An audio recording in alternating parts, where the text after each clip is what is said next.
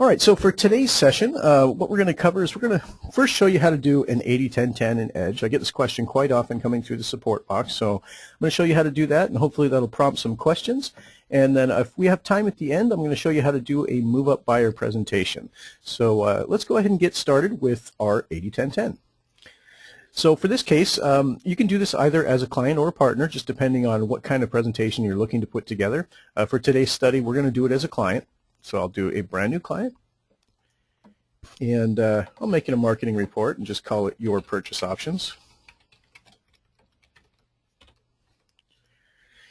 Now, if you're brand new to Edge, there's a lot of fields in here that are not required. You'll notice that there's some fields that are in red. Those are the ones that you should put in, and if you don't put them in, you're going to get exclamation points down here in the bottom row of your Edge wizard. But again, the ones in black, not required, but definitely helpful.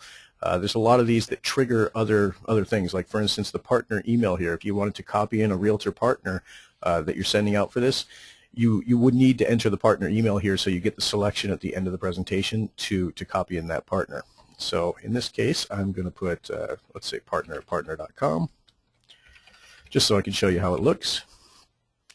Now, friendly name is pretty important. Friendly name actually is a nickname for this report. It's not a nickname for your client. So this helps you to identify what this report is when you come back to it. Now, obviously, since I've made this a marketing report, Your Purchase Options really doesn't tell me who this is for. So I would probably want to enter the person's name who I'm sending this to. So for instance, John Smith Purchase, something like that. And I'm going to show you why I did that real quick. Now you'll notice in the top row here it just says Your Purchase Options. If I did multiples, meaning I did the same report and just kept copying it out for different clients, I would use that friendly name field so I could identify which client it went to. And the way to see it is the View All button here. So if I go to View All and then I search for the one I was just talking about. So there's our Your Purchase Options. I got a few of those in here. But here's the one I did today. So you can see that it's got a date and a timestamp on it. Now, had I not entered a friendly name, there would be nothing right here, so I wouldn't be able to tell who this was for. So that's why I made sure on a marketing report specifically to enter the name of the person I'm sending it to. So now I can get back into that report, and now we're on the second page. So on the goals here, we're going to check the purchase a new home goal. And this is going to eliminate a lot of the questions about the current mortgage. So make sure to check this box as you're going through. Current property value, this is really just the purchase price. So let's say it's a $300,000 house. And the reason you enter it here is it actually saves you a little bit of data entry when you get into the products, because it'll automatically populate that purchase price as your purchase price for the new options. Now this page, you notice there's nothing in red on here, so it's not required. You can bypass this. Specifically, if this is a marketing presentation, you won't have this information from a specific client. If you did have information from a specific client, you wanted to enter it here, things like their current savings balance. This is what they have in the bank right now. So let's say they got 20 grand, and that's growing at a 0.5%. The reason you would enter this here is when you get to the end of the presentation, I'll show you this, but Edge will actually subtract out the total cash to close from whatever they have in the bank, and it'll start up again. So say, for instance, it was 15,000 cash to close. It'll subtract out the 15, so they'll have 5,000 left, and that'll keep actually accruing interest at the 0.5% rate. So that'll show up in your long-term sections under your assets. Now the minimums and maximums on a marketing report, I wouldn't need to answer these. So if I did have specifics that I'd want to, if I was talking to a client about this, say for instance, price range, I'd probably want to enter that. They want anywhere from 280 to 320. And really that's just for your notes. And now we get into the actual product section. So this is where we're going to enter our loan scenarios. So for the first one, I'm going to keep it simple, and I'm just going to do a standard 30-year fixed. And you notice it pulled in my purchase price for me. That's because I had entered it back in the assumptions area. And then we'll put our down payment here. So let's say we'll show them a 10% down. And for that, they can get about, let's say, 4.75 on a 30-year term. The second step here is plug in your closing costs. Now, if you want, you can ballpark the costs by just simply adding totals in here, or you can go into the closing cost detail, and you can actually itemize each one of your fees or apply a template. So for this one, I'll apply my conventional 30 fixed template. And then you usually have to make modifications to your hazard insurance reserves and your tax reserves. So I end up leaving those blank in my template so that I can come in and do that. And of course, make any modifications you see fit to these fees. My loan origination here is probably going to be about $2,800. And I'll hit Apply to Loan. Now once you've done the details here, you'll notice that it grays out these fields. These are all populated from what's within the closing cost details. So if you need to edit any of these fields, just go back into the detail and edit the specific fees. Now there's two fields that don't gray out, and these are the points and prepaid interest days. So I'm going to put in my 15 days of prepaid interest, and I'm not charging any points because I've already got my origination fee listed in my closing cost details. The next section is the monthly costs. So if you want to show just P&I comparisons, that's fine. Just don't enter anything right here, and make sure it's even across the board. So if you enter them on one product, make sure you enter them on another product. So I like doing these as factor percentages so that the copy feature helps me out. And because this is 10% down, this is going to require MI. So I'm going to put my factor in there. Let's say it's 0.9. And this is a conventional loan. So I'm not going to check the recalc MI on the balance every year. This is only, this box, and I will repeat this, is only for FHA and USDA loans. They have a declining MI payment. So by the end of the term, yes, they have to pay MI for the entire term, but by the time it gets to the end, it's like $5. So though it starts off at 202, it's actually going to recalculate every year based on the balance. Now for conventional loans, it doesn't do that. So we have a static mortgage payment that's going to keep going until they reach 78%. So at this point, I'm going to add another product, and this is going to be my 80-10-10.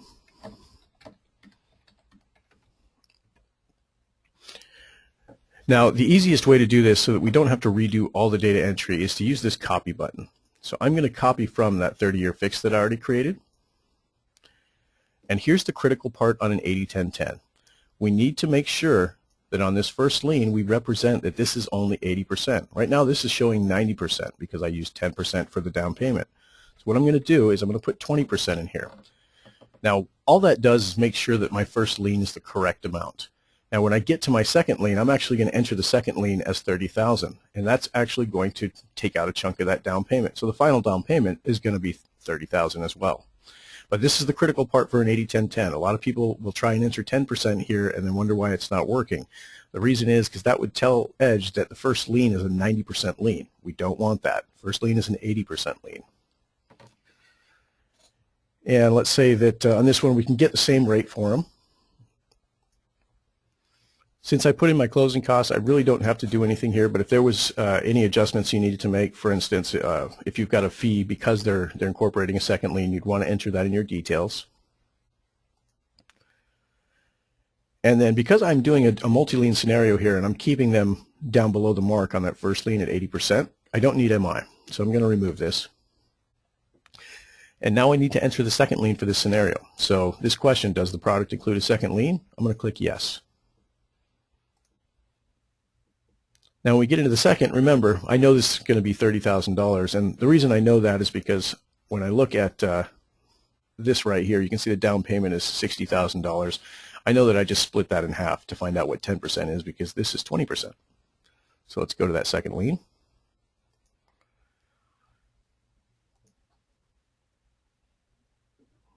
And let's put in our $30,000. And let's say that we can get a pretty decent rate, and this is going to be a HELOC tied to prime. So let's say it's 4 1/4. And my term is going to be 300 months. Usually HELOCs are a 300-month term, but sometimes they're open-ended. What I would recommend in those cases is use 300 months anyway, because eventually they're going to get to a point where they've got to pay off or refinance this loan. So I like giving them a closed-end loan look at this. Now this is a HELOC tied to prime. I've got to make sure and select ARM. Now, the reason I'm going to do this is because I need to tell Edge that, one, it relies on an index, and then two, that it can adjust going forward. If I just leave this at fixed, it's just going to show it as a fixed loan for the 300-month term, and that's not necessarily correct. Now most of these HELOCs are going to be interest only, so I'm going to make it interest only for the entire term, and then I'm going to go into my ARM details. So the most critical parts here are the index and the margin. So we're going to select in the index, we're going to go down and select prime. And because our rate is 4 1/4, I know that this is prime plus 1. So my margin is going to be 1%. Now at this point, you have the option of entering all the other caps if you'd like, or you can come in here and just select a custom scenario. When you do that, you can see this is your start value, 4 1/4, and you can choose when you want this to adjust. Now obviously prime can adjust every month, but it hasn't been. So if you look at the historic rates for prime, you see that it very rarely moves at all. So I would probably segment this out to maybe once a year adjustments or something like that. So at month 12, bring it up 1/4%. And you can continue to add line items as you see fit. So, month 24, bring it up 0.5%. And then maybe I want a little further down the line, month 60, you can bring it down 0.5%. You can do a minus percentage there, and you can see that it'll pull it back down. And then I'd probably add one very late in the scenario, maybe month 180, and bring it up 2%. So what this is doing, you can see it's kind of giving it a roller coaster ride on what the rates are going to do. But it's up to you in terms of what you'd like to use for your adjustments. Obviously, like I said, prime doesn't adjust too terribly much, so I like putting the major adjustments out a little farther into the future. But if you'd like to see what prime has done over the history, what I would advise, and let me get out of here real quick, is go to mortgagex.com. So this is mortgage, oops, got to spell mortgage right, Jake, -x.com.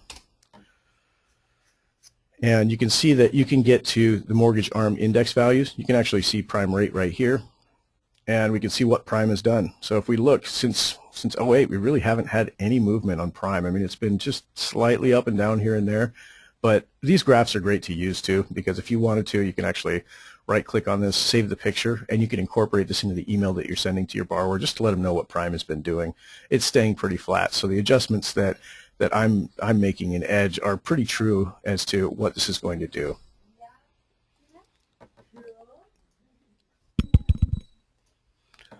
Okay, so let's get back into our 80-10-10.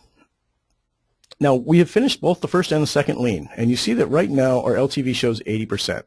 Now when I hit this arrow, if I was to arrow back, you can see I've got 90% now. And the reason for that is now I've got my 80% first, I've got my 10% second, and the remaining 10% is going to be called for as a down payment. If you had specific costs that were for this second lien, you could enter them right here. They're just ballparks. There's no itemization for the second lien. So if you needed itemization, just put it on the first lien. Name it something like, second lien fee or whatever. But you usually only run into those on resubordinations, not necessarily on the purchase HELOCs. All right, so let's take a look at what we've got. Now you can see that when we look at the monthly savings, we've got an immediate savings on this 80-10-10, and that's just because that second lien is an IO product. So the monthly savings of $253, I'd want to make sure and account for this somehow in the presentation. Now we're already showing a great savings for the short term. That's perfect, but it's not an apples to apples look at the payments. If I was explaining this to my client and I knew that he could afford this 30-year fixed payment, I would want to make sure and reinvest this money that he's saving by doing the 80-10-10. And normally the best thing to do there is reinvest it into that HELOC. Pay it off a little bit faster, or at least reduce the amount that would come due when the balloon hits. To do that, you're going to go to the Adjust Reinvestment strategy. Now this grid is going to be one of your best friends. The Adjust Reinvestment strategy allows you to reinvest your payments either into principal reduction payments, that's at the top here, back into their savings, and you can see I didn't guess at enough for their savings. I'd probably need to assume they had $40,000 here, so it could subtract out that 35, and they'd have a new savings start that would continue accruing. But you can enter a monthly payment here as well, and that's going forward just straight back into their savings account. And completely up to you. If you're trying to build wealth for them using this purchase scenario, this is a great option. Now, same thing goes for the investment. If you want to indicate that there's a new investment vehicle you'd like to recommend versus this 0.5% savings account, you've got a financial planner or a CPA that's telling you, I've got a portfolio that this guy can get into at 3%. I would actually put that 3% rate of return and take the monthly payment difference and put it right here. And you can see that the investment at 15 years, they've got $57,000 in the bank just from socking away the money that they would have otherwise spent on this 30-year fixed loan. Now for today's case study, I'm not building wealth for this client. Instead, I'm going to show them how they can get out of this second lien at a much lower rate. So what I'm going to do is I'm going to put it into a principal reduction right here. So 252.75. And you can see that instead of a 25-year term, I will have this HELOC paid off in 9.25 years. Now that is critical. That means we're never going to get to the point in that HELOC where it's going to call for the balloon payment and say, okay, you owe 30 grand because you've been paying IO payments this entire time. That 30 grand's due. So you never want to have to scramble to do a refi at the last second. So I would always recommend, especially with HELOCs, it's a great option to have. It's a great open line of credit, but don't let them get to the end of the term because that's going to be pretty scary for them. All right, so the other thing I want to show you here is the short-term savings area. And I'm going to show you this actually on the live presentation because it'll be a little bit easier to explain what this number actually incorporates. But we need to make a selection for our long-term. By default, it's set at total interest in MI paid. This is really going to be the most, it's the most common metric you're going to choose. Now, if you were building wealth for them, meaning you'd actually put that 252 savings back into an investment vehicle, you'd want to show them total net worth because the total net worth will be their total equity plus any liquid assets that they've developed over time. Now, because I haven't tabbed off the screen yet, it's still looking like I've got additional funds in this. So once I tab off, that would change. I'm going to go back to interest in MI paid. And then this screen here, you can actually completely bypass this if you're doing a marketing presentation. The property address won't appear on the marketing presentation. We purposely remove it so that there's no sensitive information on it. If there was a co-borrower name, you could put it there, but really the marketing title is going to show up where the borrower names are. So when doing a marketing report, completely bypass this screen. The last step here is choose the presentation, give it some payment notes, pop a quote date on there, all the things that you would do to prepare this for final deployment. So we're definitely going to choose the total cost analysis. This is the one that is going to be your bread and butter report, and it's the best one to show a client because it is the full detail of everything involved in these loan scenarios. And we've got to make sure and edit your payment notes. Now, if you don't have anything in here, that's fine. Make sure and enter something because you got to make sure and let them know whether taxes and insurance are included, or you might have additional notes about that payment that you want to display to the client. This appears directly beneath the payment on your final presentation. All right, so I did include them, so I'm going to remove the "are not" part. And then as you continue on through the wizard, you have areas where you can edit additional text. Now this text pops up behind the more info sections on your live presentation. So I know that the payment does include it, so I'm actually going to remove that part there. Short-term area, I might want to add a little bit more color to what this says. Something like the savings shown represents difference. Oops, typing's not great today. In total interest, MI, and closing costs between each scenario over a 60-month period. And that's just because I'm not changing the 60 months. But had you changed it to a different monthly period, you'd want to indicate that.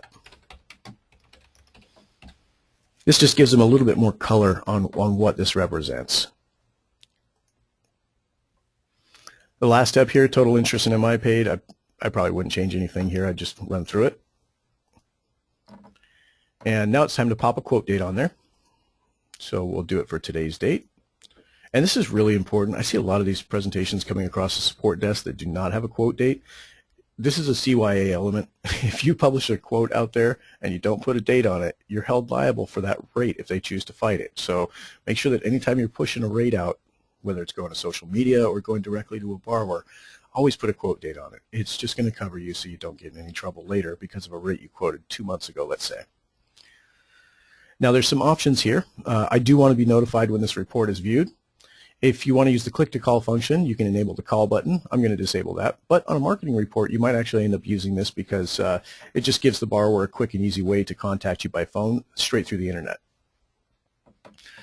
And remember, I told you if you don't enter that partner email address in the first screen of the wizard, you won't get this checkbox here. So you got to make sure you have that entered, and then you can check the box to deliver it to the partner. I will disclaim that just slightly, and that's make sure you talk to the borrower first. If you're going to be sending, alerts to the realtor partner, make sure it's okay with the borrower. I mean, most people won't have a problem with it, but every now and then you're going to get a stickler that says, you know what, I don't want the realtor knowing what kind of financing options I'm looking at. He's only responsible for helping me get the house. So there are some people that are going to react that way. So make sure you always talk to the borrower first before you send an EdgeView alert to the partner. All right, I'm going to uncheck it for now because that was a bogus email address that I used and I don't need any more bounce messages. So I'm now going to hit Generate Link. Now this link right here is what you can send to your partner or your borrower immediately. So all you do is highlight this, right click on it and hit copy, and then you're going to paste it into an email to your borrower.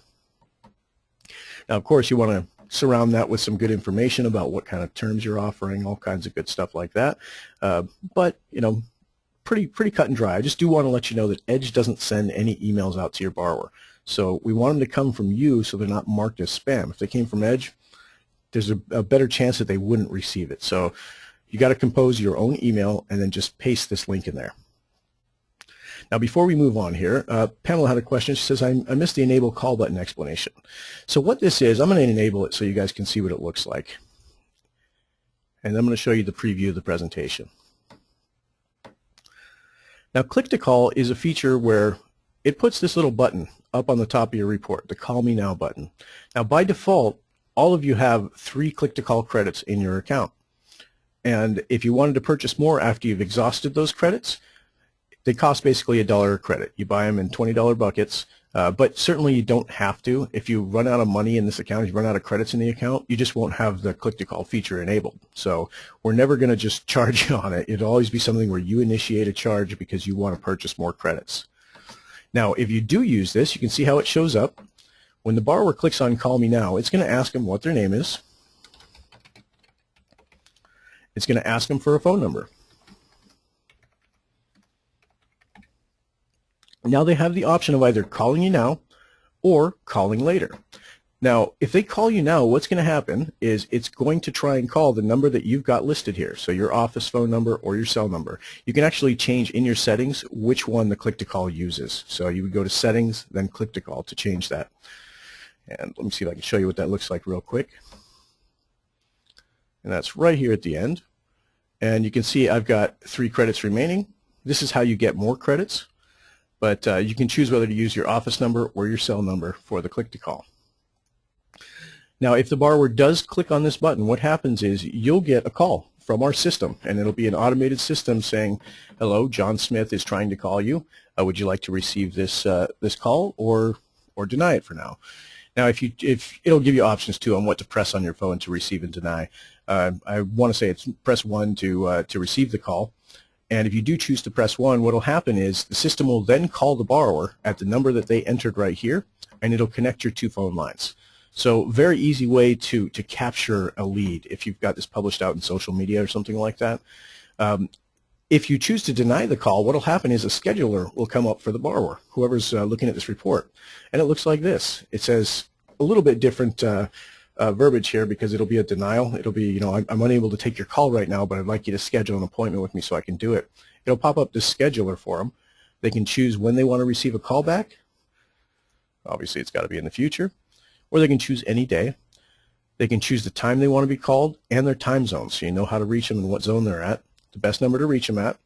And they can enter an email address here. Now this is really important. If they do enter an email address, it's great because now you can immediately email them back an Edge presentation once you've got it ready. Or if you wanted to change this to be more specific to them, you'll have a way to connect with them right away. All right, so that's click to call. And again, you guys have 3 credits by default. If you wanted to buy more, you can do that in your settings area. Give it a shot and see if it works for you. If it's not something you're going to use, don't worry about it. No big deal. It's just kind of an extra bell and whistle that we put in there for you. Now, I will let you know that when people view your presentation on a mobile device, they're going to get into the Edge app. And in the Edge app, if they're on a phone viewing it, they can actually click on your phone number and it'll immediately call you without the click-to-call feature. So keep that in mind. For mobile devices, it's already built in, so you don't have to worry about it. But if it's going to be viewed in the browser, this Call Me Now button can definitely help you collect some leads on this. All right, so one of the things I wanted to explain to you on this presentation is what is this 13809? What does this represent? So if you hit the more info section here, and I would advise that any time you're walking a client through one of these presentations, this is one of the things that's absolutely key to show them so that they understand what you're looking at. The savings over 60 months is not my monthly savings multiplied by 60. The monthly savings area is just pity payments against each other, so you can see what the cash flow difference is. The short-term savings area is actually only comparing the unrecoverable costs of the loan. These are interest and MI and closing costs. What we do is we add those two figures together. Now, if I had put a tax bracket in here, it would show a tax benefit. That tax benefit would be subtracted from these figures for a total cost. Now, in this case, the 74 plus 4, that's where we get our 78.7. Same thing on the 80-10-10. We're paying a lot less interest. We've got the same amount of closing costs. So really, this is just a difference in the interest and MI over time. And of course, the major part of this is the mortgage insurance. On that 30 fix, it's a 90% lien. So we have mortgage insurance that's going to carry out through 78% loan to value. So these totals are then compared against each other, 78 and 64. That's where we're getting this 13809. And this is a perfect way to show your borrower as well. I like to highlight these fields so they know exactly what's going on. And when you're driving Edge Live, you can do this right in front of them. You can actually pop out the more info section while they're viewing it, and you can highlight it for them to make this explanation work. Now, I'd like to show you guys how that looks. So let me go back into Edge, go back to this particular client, and I'm going to generate that link one more time. I'm going to drop this in chat for you. And what I'd like you to do is go ahead and click on this link. This is going to be in the GoToMeeting chat bar. So I just sent that out to you. If you guys would, go ahead and click on that link. And I'm going to show you what Edge Live does, because this is something that you definitely want to use with your borrowers. If you've got them on the phone, have them click your link, and then what you're going to do is you're going to do exactly what I'm doing here. You're going to go into Edge Live. So let me close this other preview real quick. Hopefully you guys are all clicking on that link. You should be able to see the report in just a second here. I'm going to go into Edge Live. Now this is different from just clicking on the link. Edge Live allows you to do things like highlighting. It allows you to pop out the more info sections. But what happens is when I do this on my end, it's going to work on your end without you having to click anything.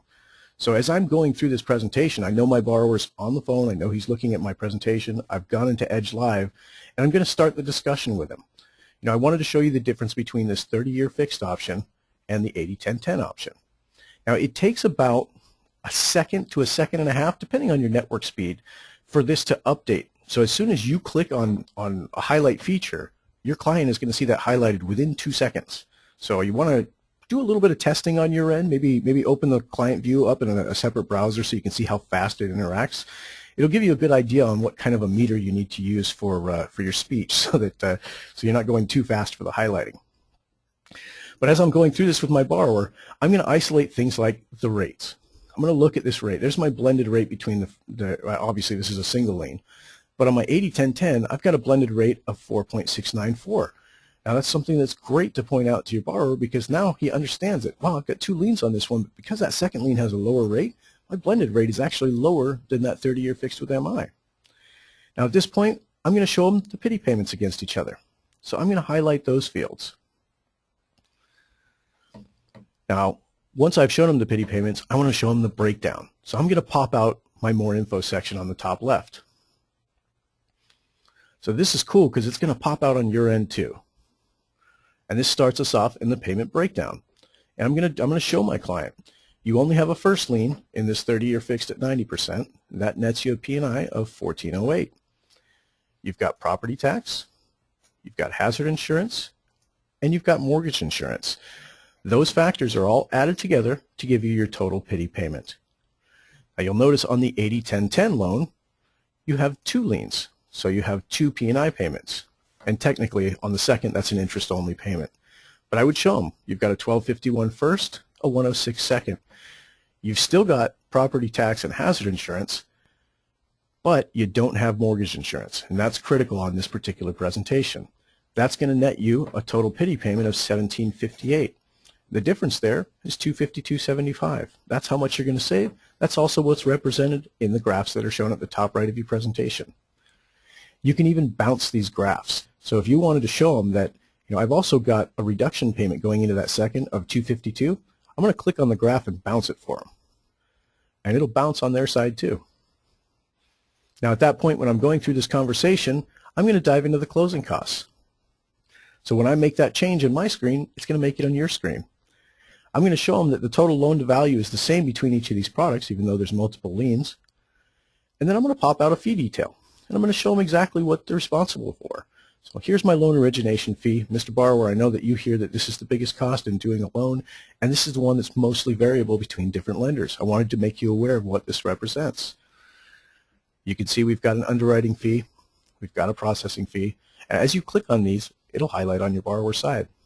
Once you close this out and you're done with the fee detail description, head over to the reinvestment strategy. And you're going to point out to the borrower that you've got a payment savings of $252.75 by going with this 80-10-10, and you're going to reinvest it into that second mortgage every month. By doing that, instead of paying off that HELOC in 25 years, you're going to pay it off in 9.25 years. Then you can close out the detail screen there. Now if you want to, you can then jump into the more info screen behind this payment. And realistically, it's kind of a discussion of the same things we were looking at before, but you can see the differences in the liens because it actually breaks them out instead of showing the blended. So if we're looking at this, I would show them the rate of 4.75 on the first and 4.25 on that second. I might actually clear out some of these highlightings at this point. When you clear them out, it'll clear out on your borrower's end as well. Now when you close that out, it's time to head over to the short-term area. So at this point, I've already told my borrower I'm saving you just short of $253 a month by doing this 80-10-10 strategy, but I want to show you what this equates to over the 60-month period of time. So I'm going to pop out the more info section. I'm going to clear out all these highlights for now. I would have probably cleared these before talking to the borrower, but I'm going to have the discussion with him. I'm going to let him know that this particular section is comparing just the unrecoverable costs of each of these programs. Now you can see the interest in MI that you're paying on this 30-year fixed loan. This is because you have mortgage insurance. On the combo loan, you don't have mortgage insurance, and you can see that's saving you $14,000 basically in MI and a little bit of interest. We add those figures to the closing costs, and that gives us your total costs for each loan scenario. And you can see that by doing that, your 80-10-10 is going to save you $13,809 in interest in MI over a 60-month period of time. Then you're going to close out this presentation, and you're going to say, now here's what it equates to in the long term. When we look over a 15-year period of time, you're going to see that your total interest in MI paid between each of these programs varies by $30,000. That's only the 15-year point. If you want to, you can push this out to the 30-year point.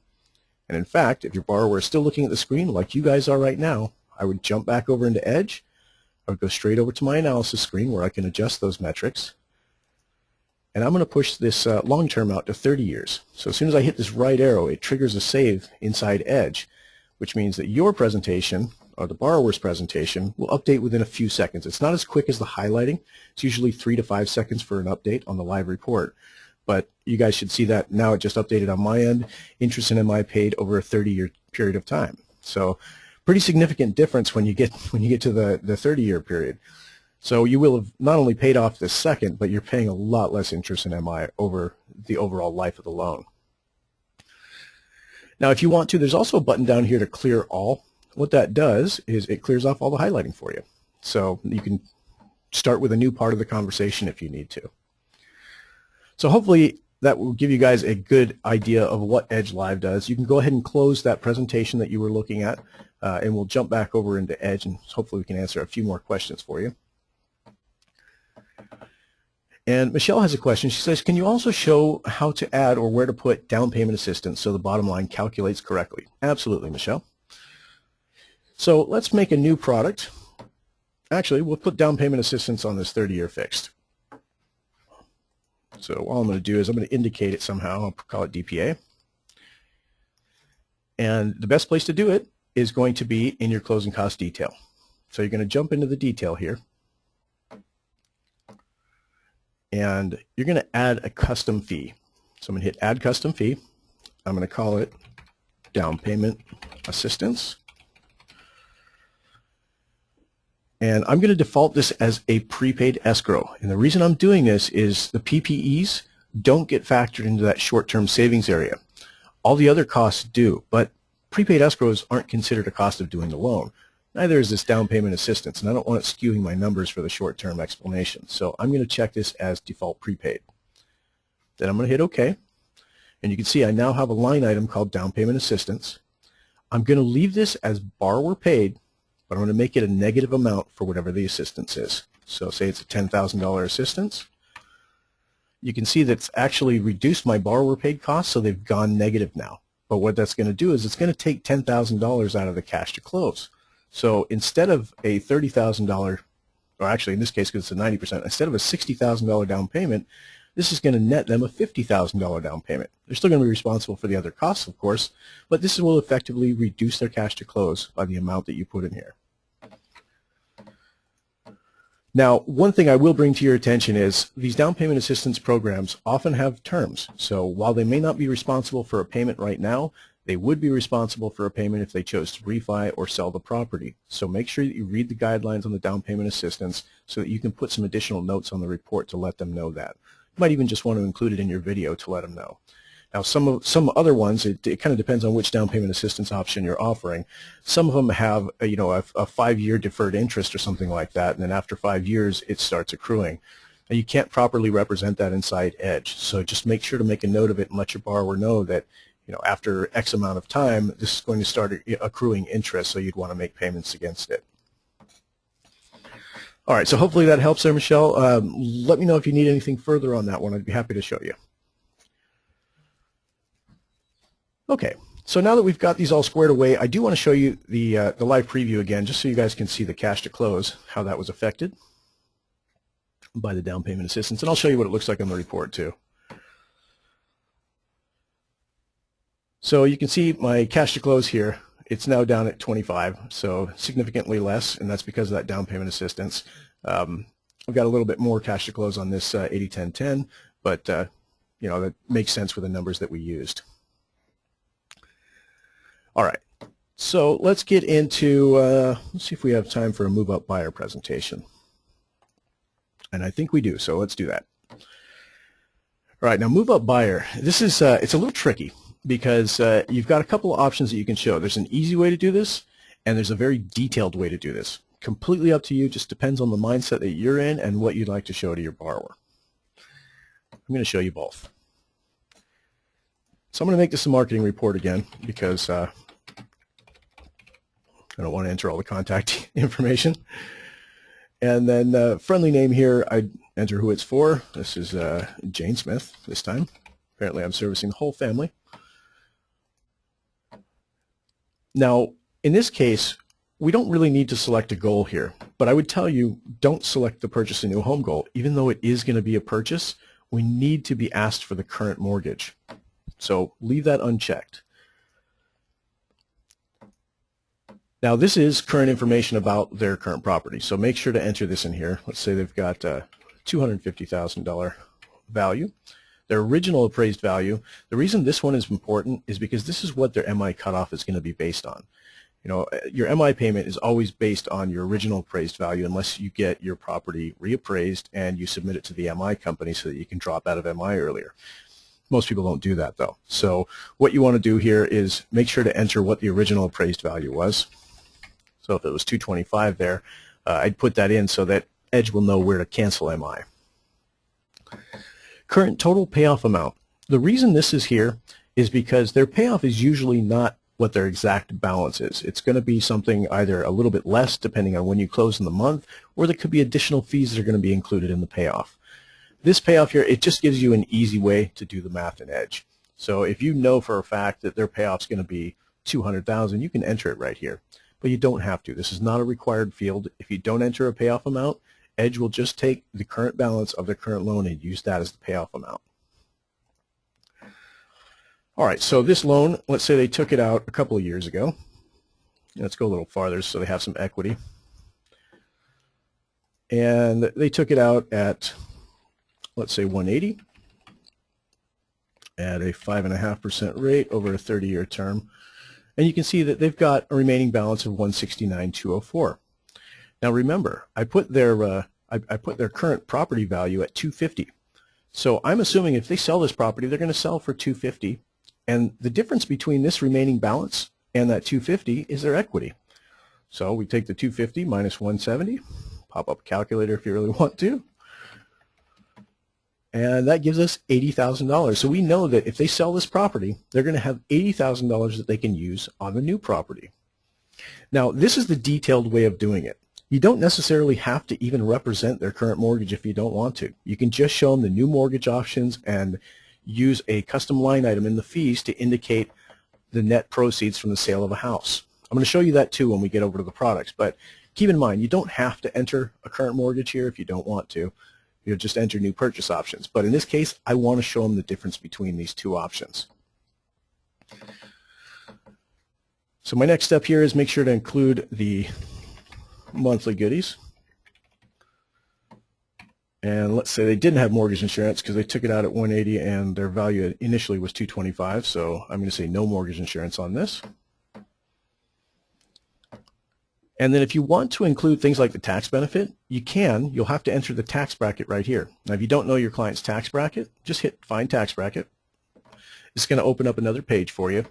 That it's just quick and easy. If they're single and their range is between here and here, you're going to use this tax bracket. It's very simple. If they're married filing jointly, you can see that it updates the figures so you can see exactly what the bracket's going to be. Once you've got that bracket, just plug it in here, and the tax benefit will automatically show up on the live presentation. So I'll put it in here just so you guys can see what it looks like.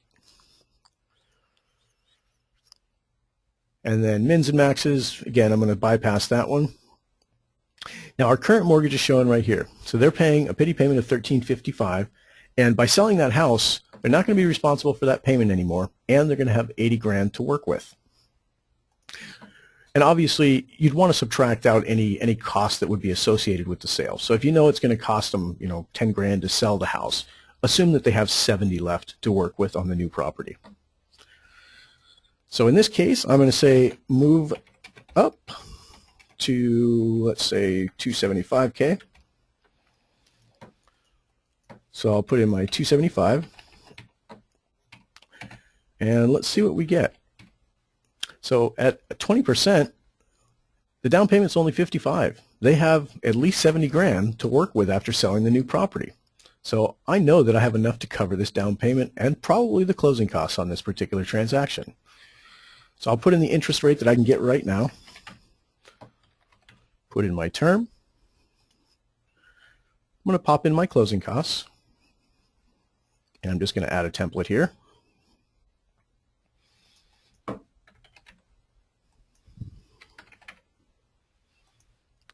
We'll hit Apply to Loan.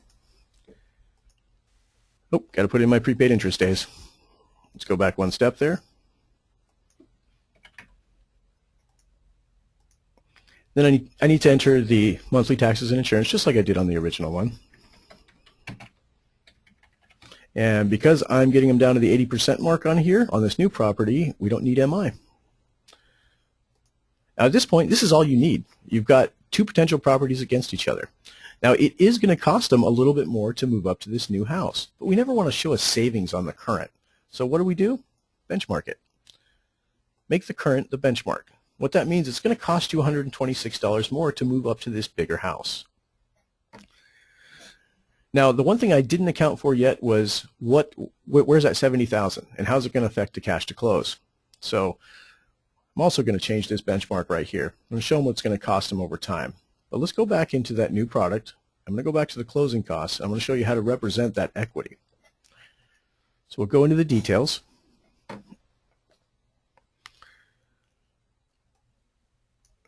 And then we're going to add a custom fee. And we're going to call this Proceeds from Sale. Again, defaulted as a prepaid. You don't want it affecting that short-term area. And hit OK. Now, since I know they're going to have at least 70 grand, I'll put that minus 70 in here. Now, what that's going to do is that's going to knock down that down payment entirely. So I'll hit Apply to Loan. And then let's get back over to that analysis screen. William had asked, show the benchmark more slowly and again. So what these benchmarks are for is, by default, Edge chooses the highest payment. So for each of these sections, the monthly savings and the short-term area, it uses the highest payment as the benchmark. The move up shows no savings because it actually does cost them a little bit more. In order to change that, if I want to make the current one the benchmark, I go to the monthly savings benchmark area and then choose current.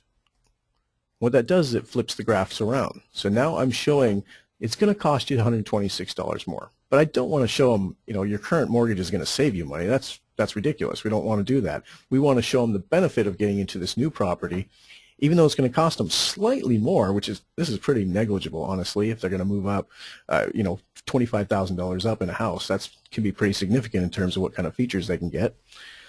And then the short-term area, same thing. I don't want to show them that the current mortgage is actually going to save them $7,200 in interest because of how far they are into the amortization schedule. Instead, I'm going to change the benchmark here to choose the current mortgage. So that's now the comparison point. It's going to cost you $7,200 more in interest over the 60-month period of time. But what happens to your total net worth? This is the key right here. Now, total net worth is basically just the equity that you've developed, and if you've got a liquid asset, it's going to show that as well. Now, the net worth over time, we probably want to push this out a little bit farther. So I'm going to push it out to a 30-year point so I can see what these look like against each other. And the reason for that is at the 15-year point, they're getting pretty close to paying off their current mortgage. So they've got a lot of equity in it, and they're paying more principal than interest. After they hit that 15-year point, actually probably about the 12-year point, it starts sliding the scale to where they're no longer paying more interest than principal. It reverses it, so they're paying more principal over time. So we want to show them the total term. We want to let them know that this particular one, this home, after the 30-year period of time, it's going to continue appreciating because we put in 3% up here, so you're going to have equity. It's going to equate to $606,000 in net worth. But your new property, because we had a higher start value, $275 versus $250, this is going to net you an extra $60,000 in net worth. That's huge, considering what the costs are, 60 versus 7. And if you wanted to, you could put 360 in the short-term area here. It's going to cost you $27,000 more in interest over the life of the loan to net $60,000 in extra net worth. So pretty key. You got a $23,000 differential over time, and they've got a bigger house, and it didn't cost them anything to close, and they're only having to pay $126 more a month. So very compelling presentation to get somebody to move up. And obviously, since today is a purchase market, people aren't really looking for refis right now because they have great rates on their current property. The whole idea is to show them how they can get into a better property, roughly the same payment, and almost no cash out or no cash to close. And let's check and see what our cash to close looks like. I have a feeling we're pretty darn close. So I'm going to make sure and edit my payment notes.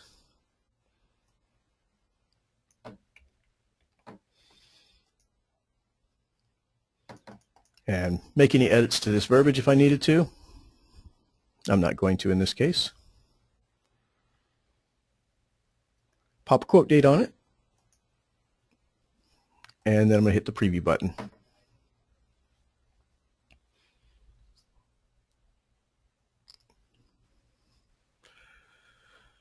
All right, so they actually, at the end of this whole thing, after selling their property and getting a new property, they've got almost $9,000 that they can put right back in the bank. So that's awesome. Now we know that we've used their equity to purchase a new property. They've still got a little bit left over, and this could potentially be used for any upgrades. You know, if you're pitching a renovation loan, I mean, they can move up into a renovation and then improve it with the proceeds. So obviously you'd have a higher loan amount here because if it was a 203K, you'd roll in whatever they're actually renovating with. So at that point, their start value is even higher, and the net worth grows even further. All right, so that is the Move Up Buyer presentation. Now, I think the last thing that I want to show you guys today is going to be video.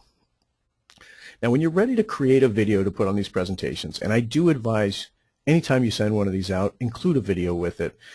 You know, as you saw, it took us an hour to explain exactly what the presentation is, nuts and bolts from the inside out, and you guys are originators. Imagine if your client looks at your presentation and there's no accompanying video, there's no advice. I mean, maybe you've sent them an email explaining it, but without a video, if that particular presentation gets passed around, because oftentimes it's more than one person making the decision on a home buying purchase, if that particular presentation gets passed around and it doesn't have your advice attached to it, they're going to look at it and it's not going to make any sense at all. They're going to see those negative numbers and go, why would I do anything like this? Because they don't have your advice to follow it. So always, always, always include a video. Now to do that, you're going to hit the Generate Link button here, just like we did before. That's going to give you your link, which you could then send out to your client. But before I send it out, I want to put a video on it. So I'm going to hit Add Audio Video. This is also a great way to check on your work because it gives you a preview of the presentation and allows you to do things like highlight if you want to. They've got a higher tax benefit on this 275, so I might want to indicate that. I'd probably want to go into the More Info section here and highlight the figures that are used to come up with a total cost. And then close that out. Now, one thing to remember is whatever state you leave this report in, when you close it, is how the borrower is going to see it initially. They can, of course, change it around, hit more info buttons, do whatever they want with it. But if I was to close out this presentation, say I popped out the more info. Let me let that pop out for you. So let's say I popped out the more info and I had it on the reinvestment strategy grid because I wanted to see a payment that we were reapplying. If I go up and just hit the X here on the presentation right now, it's going to close out the presentation, and if my client were to click the link, it's going to open up just like this, meaning the detail screen will be popped out, my highlights will all be there, it's ready to roll. And in fact, if I had included a video, the video would play behind this particular detail screen. So I'm going to close it out because I don't want it to be open. I want them to see my video first, so I'm going to keep that closed for now. And then before you do your first video, you've got to make sure your video camera is set up. And in order to do that, it's very simple. Just right-click anywhere on this presentation and hit Settings. Then you're going to choose which webcam you want to use. Now, I have two on my computer. I have an integrated webcam and I have a USB plug-in webcam. So let me see if I can get that one USB plug-in initiated here, because I'm working on a dock on my laptop. So that internal webcam has it's actually closed right now, so there's no way Edge would be able to see it. Let's see if it recognizes my new one there. Not yet. It might take a while to come in. But anyhow, you're going to choose the webcam that you're going to use, and usually you'll only have one of them, so you won't run into the same problem I am. But then you also want to make sure that the appropriate microphone is selected. There we go. Now it's recognizing my webcam. Okay, cool. It should come into play on its own. But you can see if you've selected the correct one, you should see the meter bouncing when you're talking. Now the other things in here, you don't really need to do anything with this folder icon. It's just how much temporary storage can this particular program use on your computer. 100K is tiny. That's smaller than an email. So don't even worry about it. Even if you did unlimited, it'll never take more than about 1 megabyte of data. Now the privacy settings, you want to make sure to allow and remember. That's just so you don't have to do it every single time. Now enable hardware acceleration. Usually you're going to leave this box checked. However, if you've got an older computer that has an incredibly old video card on it, I'm talking like 6, 7, 8 years old, something like that, the hardware on that might not be able to support streaming video correctly. Now, you'll know if you record your first video and you get green lines going across the video. That means that your hardware is a little older. So what you're going to have to do is come in here and uncheck the hardware acceleration box. 99% of you, though, will leave this checked. Now once you've got your camera set up and ready to go, you're going to hit Record Message. That's going to bring up your video recorder. And then you should see yourself here in the screen. Now if you're using Google Chrome, I will let you know that Chrome has a little pop-up that comes up in the top and it looks exactly like your address bar. But it's asking you if it can allow or deny the camera. So if you don't see yourself in this box here and you know you've chosen the right camera, check up at the top and see if there's something asking you to allow or deny. Once you hit allow, you should see your pretty face pop into the screen. Now right now it's chosen my integrated camera, and since I'm on a laptop that's closed right now, that's why you're seeing a dark screen here. But all you would need to do is hit record. You'll see that it starts flashing recording up at the top here, and that's indicating that yes indeed it's recording. Once you're done recording, you can either hit the stop button, or you can actually use the record button to start and stop. This is a new feature that we added few weeks back here. But what this does is it makes sure that you can keep your eye contact with the video camera the entire time. So if you hit record and then leave your mouse in the same place while you're talking, because they can't see your mouse movements anyway, when you're done, just hit that record button again, and it's stopped. You didn't have to look away from the webcam. You didn't lose focus. You didn't lose contact, and you've got a nice solid video recording. Now, some general tips on video recording for those of you who are just starting out with it. One, don't beat yourself up over the video. You know, if you're scared of video, just try and remember what you're seeing in the video is what people see in real life anyway. So get over it. I mean, that's the quickest thing I can tell you. Get over it. Get a video out there. The second thing is, if there's hiccups in your video, if there's, you know, issues where you stuttered, don't worry about it. It's okay. It humanizes you. So when your borrower sees this, they're going to see you, the loan originator, who's trying to help them with their mortgage. They're not going to see big bad guy that only cares about the numbers and has no personality. It doesn't matter. All they're going to see is you. So if you make little mistakes, don't worry about it. There's no need to re-record unless you've outright quoted something wrong. But it's okay. Feel free to make mistakes. It's all right. Another thing I can tell you about video recording is eye contact is absolutely key. Keep eye contact with your video camera as much as possible while you're doing this. Now that means you're not going to be able to look around the report while you're trying to explain it. So what I would recommend is take a little post-it note, write down some bullet points on what you're going to cover, and stick it right behind your webcam. That way you can see exactly what your points are. You can go through them piecemeal, and you know, you never have to lose eye contact. Now anytime your client is viewing a video, you got to remember that when they're looking at the video, they expect you to be looking at them. And if you're looking down at your keyboard or you're looking at your presentation because you're trying to explain it, it loses focus. They don't have that connection for you. So make sure to keep eye contact. Of course, close all your doors, turn off your phones. You want to make sure you don't get interrupted in the middle of this because it's going to drive you nuts if you've got a great one going and the phone rings or you get a pop-up notification from Outlook. So turn off the things that are going to interrupt you for this. You want some peace and quiet while you're doing it, and then you can turn everything back on again. If you run into any lighting issues, what I would recommend is overhead lighting is always the best. So if you have a desk light or something like that, turn it off and just use the overhead lighting. A desk light tends to kind of wash out your face, so it looks a little bit white, a little bit pale, and it'll look odd. If you've got a window directly behind where you're recording, so behind you, if you've got a window, make sure to close the blinds there. The same thing can happen if excessive sunlight is coming into the room right behind you. It's entering directly into the camera, which means it's going to wash out almost the entire video, and it'll look really pale and kind of odd. Let's see, what else can I tell you about video recording? Oh, okay. Some steps to video recording, things you want to make sure to include. I mean, you guys are all salespeople, so you know what to say to your borrowers. But I would tell you that make sure you don't forget certain things. There's certain elements that need to be part of your video. Obviously, there's an introduction of who you are, what you do. If you've already spoken with this client, you want to refer to what you've spoken about, whatever their goals were. After that, you want to ask them a question. Now, you don't have to, but I recommend it, and a lot of other speakers recommend this as well. Ask a question during your presentation. It's going to help engage that person that's watching. Anytime you ask a question to somebody, if I asked you right now, what do you think of my presentation, you guys are all considering an answer. Same thing happens when your borrower watches a video. If you ask them a question, they're going to consider an answer, which means they're paying attention. You've grabbed their attention. After you've got that question, answer it.